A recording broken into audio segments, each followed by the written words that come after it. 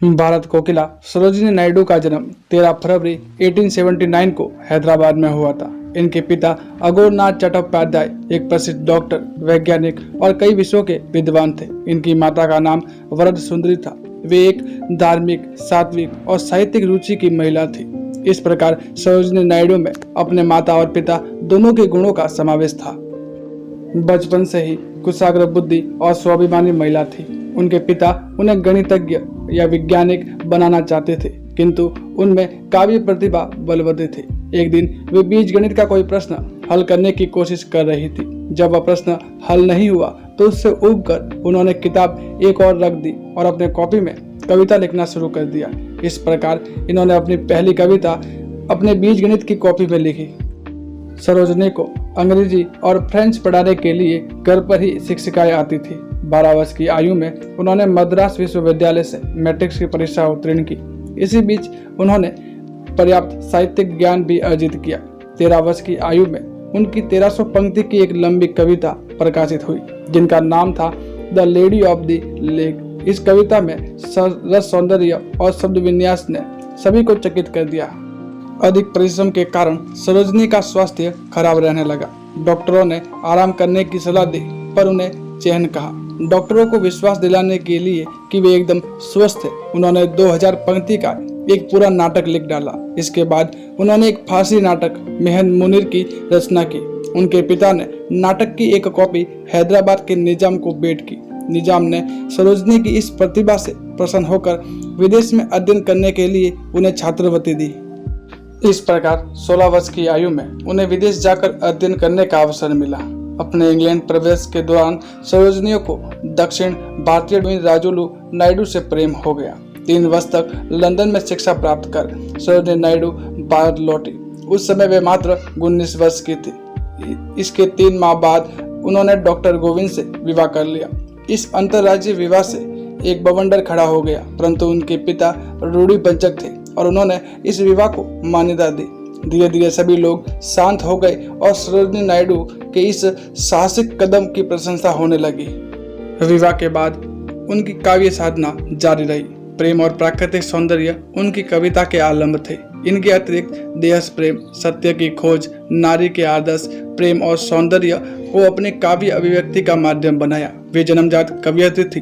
अंग्रेजी भाषा का उनमें सहज प्रवाह था। उनकी कविताओं का संग्रह द गोल्डन थ्रेशोल्ड 1905 में, द ब्रोकन विंग 1917 में, द बर्ड ऑफ टाइम 1912 में, द फादर ऑफ डॉन 1920 में प्रकाशित हुए। इनमें अनेक कविताएं भारतीय महाविद्यालयों के पूर्व स्नातक पाठ्यक्रम में शामिल की गई। महात्मा गांधी ने आपको भारत की बुलबुल की संज्ञा दी। इन्होंने ब्रोकन विंग नामक काव्य रचना में अपने खराब स्वास्थ्य की चर्चा की थी। उनकी कविताएं अपराजय वे आत्मा की अमरता पर प्रकाश डालती हैं। इसके बाद वे राजनीति में सक्रिय हो गए। उनकी काव्य साधना छूट गई। गोपाल कृष्ण गोखले के आह्वान पर वे राजनीति में सक्रिय हो गई और स्वतंत्रता संग्राम में पूरी तरह जुट गई। महात्मा गांधी से उनकी मुलाकात हुई और वे कांग्रेस में शामिल हो गई। देश का भ्रमण किया। देशभक्ति और राष्ट्र चेतना का संदेश लेकर वे जन जन को जगाने लगी तथा जनता के समर्थन से शक्ति ग्रहण करने लगी। 1917 में उन्होंने महिला मताधिकार आंदोलन का नेतृत्व किया। 18 महिलाओं का एक शिष्टमंडल लॉर्ड चेम्सफोर्ड से मिला। इसका नेतृत्व सरोजिनी नायडू ने किया था। उनकी यह मांग मान ली गई। 1917 से 1947 तक एक ऐसी कोई महत्वपूर्ण घटना नहीं हुई जिसमें श्रीमती सरोजिनी नायडू ने आगे बढ़कर भाग न लिया हो। 1918 में उन्होंने जिनेवा सम्मेलन में महिला अधिकार परिषद के सामने भारतीय महिलाओं का पक्ष बड़े प्रभावी ढंग से रखा। 1919 में मुंबई में निश्चित पंपलेट बांटकर असहयोग आंदोलन में योगदान दिया। इसी वर्ष जलियांवाला बाग से वे इतनी विचलित हो गई कि अंग्रेज सरकार की निंदा खुलेआम करने लगी। 7 जुलाई को उन्होंने होम रूल लीग के प्रतिनिधि मंडल का सदस्य बनाकर लंदन भेजा गया। वहां उनकी अनूठी वक्तव्य कला से लंदन वासी सिहर उठे।